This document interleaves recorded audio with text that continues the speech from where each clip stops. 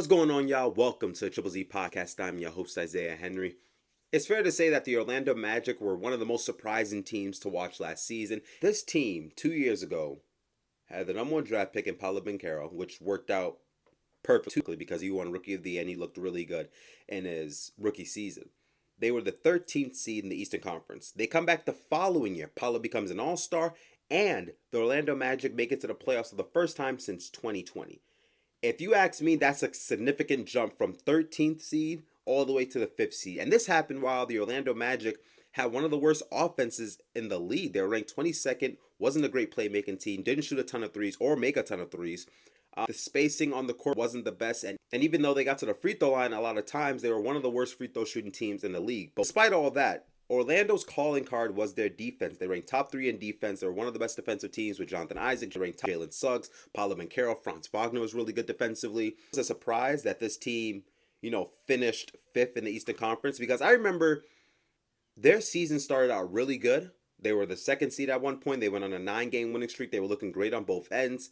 But sooner or later, as any young team, that's not really established as a threat in their conference, you tend to fall off a little bit. That happened in the middle of the season, and towards the end of the season, they went 15-9 in their last 24 games, and they make it to the playoffs. They get matched up against the Cleveland Cavaliers in a 4th and 5th seed first round matchup. That series goes 7 games, and that's really impressive because for a young Magic team that has no playoff experience, really, I mean, besides Joe Ingles, but he's not going to play big minutes in a 7-game series against the Cavaliers. But for the Magic to take the Cavs, who made the playoffs last year, and take that team to 7 games. And it was a rough series because 2 games, neither team scored 100 points. So it was one of those kind of series offensively. In Game 7 against the Cavaliers, the Magic weren't great. You started to see the offensive struggles of the Magic because going into the playoffs, they were the worst offensive team.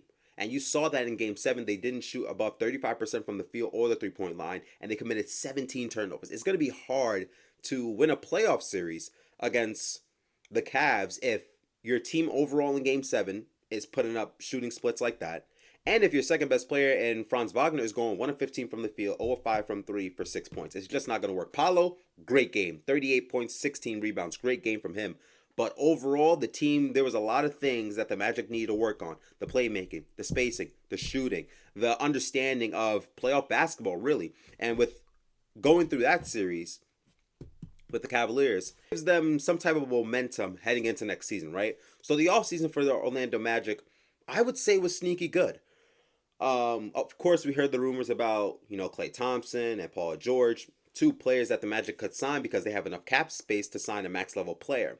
But even though, the Magic didn't get those 2 players, Klay Thompson going to the Mavericks and Paul George going to the 76ers, signing someone like KCP solves a few of the unanswered questions the Magic have, right? He's a 2-time champion of the so he knows what it's like to win, especially in this decade, right? He shot 40% from 3. The Magic aren't a great 3-point shooting team. They don't shoot a ton of threes. He's one of the best perimeter defenders in the league. The Magic, like I said, were a top 3 defense in the league. Now you're adding one of the best perimeter defenders, who was the best defender on a championship team in the Denver Nuggets 2 seasons ago, right? And you're adding a 11-year veteran in this league, especially getting KCP on the contract that they got him for, 3 years, $66 million. The Magic are comfortable right now. They shouldn't feel in a rush to be contenders just yet, right? Because when you look at the money and all that, they only have 3 players making $20 million or more. Franz Wagner, $224, 5 years. Jonathan Isaac, 5 years, $84 million. And KCP, 3 years, $66 million. Only 3 players making $20 million or more. The rest of the team basically makes no more than $12 million, including Paolo and Jalen Suggs. They're on a good pace. I like the players they have. I like the moves they were able to make in the offseason. But basically, it was an offseason where they re-signed their free agents, Mo Wagner, Gary Harris, all these other players, and they got KCP. You look at this roster, they're young, but it's a really deep roster, starting with Paolo Banchero. I thought he had an excellent sophomore year. Like I said, made his first All-Star team, right? He leads his team as a 21-year-old to the playoffs for the first time in 4 years. And his first playoff series against the Cavaliers, he averaged, Paolo Banchero in the regular season averaged, 21 points, 6 rebounds, 4 assists. In his first playoff series against the Cavaliers, he averages 27, 8, and 4. 45% from the field, 40% from 3 on 5 attempts a game. And then he has a game 7 of 38 points and 16 rebounds. I know they got bounced. I know they got kicked out in the first round. But a sophomore season, when you make an all-star team, you showcase the ability to bring your game up to another notch. And you go out like that in game 7? I mean, I can't see no flaw in Paolo Banchero's sophomore season. I know people want to talk about the inefficiencies, but getting KCP and having Jalen Suggs as a reliable three-point shooter, I think the Magic's offense and three-point shooting, and the more frequent they shoot the three, it'll work for them, right? Paolo Banchero in year 3, I expect him to have his name in All-NBA conversation. He's that good of a player. I'm buying all the stock on Paolo Banchero. He is a player I'm going to keep my eye on closely throughout the 2024-2025 season. You got Franz Wagner. He has no other option but to showcase that he is a max level player. Ever since he's been drafted to the Magic, he's been getting better and better and better. I know the three-point shot went down. He shot 29% from 3, but that tends to happen to any 3-4 year player. Your shooting percentages goes up and down. You're still trying to figure out what's comfortable for you, what you need to work on, your strengths and weaknesses. So I get that with Franz Wagner, right?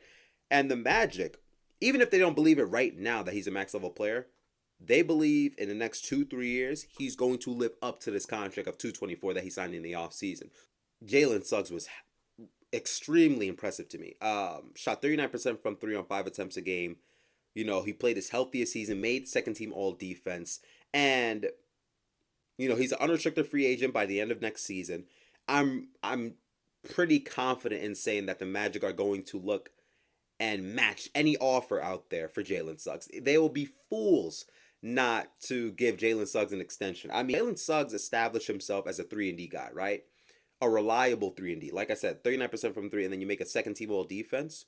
I mean, players like that, of that caliber, can really help you win more basketball games and, you know, help you push further in the playoffs. So Jalen Suggs is a pivotal piece for the Orlando Magic. And I don't think the numbers he put up last season was a fluke. I think that's pretty legit. Even add more onto his game. He's going to have more offensive responsibilities. I feel as if the Magic give him more opportunities with the ball in his hands to create his shot a little bit. I mean, that works in the Magic's favor with Jalen Suggs. You got KCP, like I said, 2-time champion, shot 40% from 3. Jonathan Isaac, he was healthy towards the end of the regular season and into the playoffs. A lot of people have said in a stretch of 20 to 28 minutes, he's the best defender in the league. Like, the numbers equivalent to him being the best defender in the league. I was kind of shocked by that, so I took the time to watch some film and to watch some highlights. He's a pretty damn good defender. He really is. You know, he's able to protect the rim. He's able to block shots. He's able to step out on the perimeter and guard players like a Kevin Durant or a Giannis Antetokounmpo or a high-level superstar or even a smaller player, really. He's a great help defender. So if you're able to get a healthy season from him and, you know, put him on the court anywhere from 25 to 28 minutes where he gives elite defense and he can shoot the 3 here and there, nothing crazy, but he can, you know, have moments of catch and shoot. I think that's a pretty valuable asset to have on your team, especially given the contract you just gave him in the offseason, 5 years, $84 million. Wendell Carter can set good screens, can roll hard to the rim, can catch lobs. He's good in the dribble handoff. He can shoot that 3 here and there, nothing crazy. Shot 37% from 3. Really on catch and shoot. It's really based on Paolo or Franz getting downhill and then kicking it out to a Wendell Carter or a Anthony Black or a Jalen Suggs. That's how the Magic offense kind of worked a little bit. The Magic also need to take the opportunity to give their first round picks, you know, some time on the court. Anthony Black, and they just got the 18th draft pick in Tristan Dalselvi. Saw a couple of his games. He seems like a pretty decent all-around player, can run the floor, can shoot here and there. He's good in the pick and roll. He doesn't seem like a liability. Defensively, can move his feet. I want to see those two players on the court a little bit more. I do think the Magic have gotten better. Now, the East is top heavy. You still got the Boston Celtics, who are the reigning champs. You got the 76ers, who you can arguably say has the best big 3 in the league. The Bucks, you know, have another year of Giannis and Damian Lillard together as a team. And then the New York Knicks, which is pretty top heavy in the Eastern Conference. But I expect the Magic to finish. I expect them to make the playoffs again, right? I don't think you go from winning 37 34 wins 2 years ago to winning 47 wins and then, just falling off like that. No, they're going to keep rising, right? They're going to keep ascending. I can see them finishing as the 5th seed again, but as a 50-win team. They won 47 games last season. I can see them winning 50 to 52 games. I think this team is a lot better, especially adding KCP. You have another year of Paolo and Franz together. You have more reliable three-point shooters. Jalen Suggs, KCP. Hopefully Wendell Carter can continue to shoot, 37% on 3 attempts a game. Paolo, the mid-range shot's there, but the three-point shot needs to improve a little bit. We saw that kind of jump he made from regular season to postseason. He shot 33% in the regular season, shot 40% on 5 attempts a game in the playoffs. So the capability is there for Paolo Banchero. I'm curious about the combination of Jalen Suggs and KCP. Derek White and Drew Holiday are considered the best defensive backcourt in the NBA. But I feel as if KCP and Jalen Suggs will have a lot to say about that this upcoming season. While I do think they'll shoot a lot more threes and Paolo game will evolve, and same with Franz and all, the playmaking isn't a strong suit for the Orlando Magic. Like Game 7, they committed 17 turnovers. They were a team that got sloppy. Their offense got stale. They didn't have a table setter. Like, I know Franz and Paolo can be the ball handlers and initiate offense. I don't know, but I like to see a season where they work off the ball, coming off a pin down, setting screens for, shooters like KCP and Jalen Suggs, that nature. So I like to see those two players off the ball a little bit, but the Magic will probably have to look at Jalen Suggs or Anthony Black as, the playmakers, the people that set up the table for the Magic, right? I think it's important to give those two players the opportunity to work with the ball a little bit more and initiate the offense, making life easier for, a max level player like Franz Wagner and an all-star player in Paolo Banchero. I don't know, like when you think about it, teams like the Magic, Pacers, Cavs, Heat, whatever other team you want to mention in the Eastern Conference, that's not the Big Four or whatever up there at the top of the conference. One of those teams are going to make it to the second round. I don't see why it can't be the Magic. I don't see why not. They took the Cavs 7 games, and they got better. I don't know. I'm going to keep a close eye on their Orlando Magic. They're going to be a fun team to watch. Because they're only getting better. 34 wins to 47 wins. They have to be a 50-win team. Have to. They're pretty damn healthy, especially with their stars, Franz and Paolo.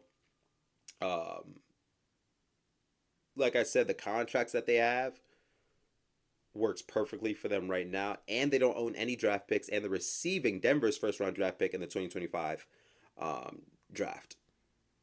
Like, they're in a good spot. They shouldn't skip steps. They're right on. Like, last season, they were ahead of schedule.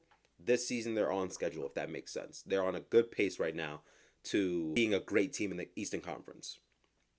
That's how I feel about the Orlando Magic. Like I said, I'm buying all the stock on Paolo, and I guess that means I'm buying all the stock on the Orlando Magic.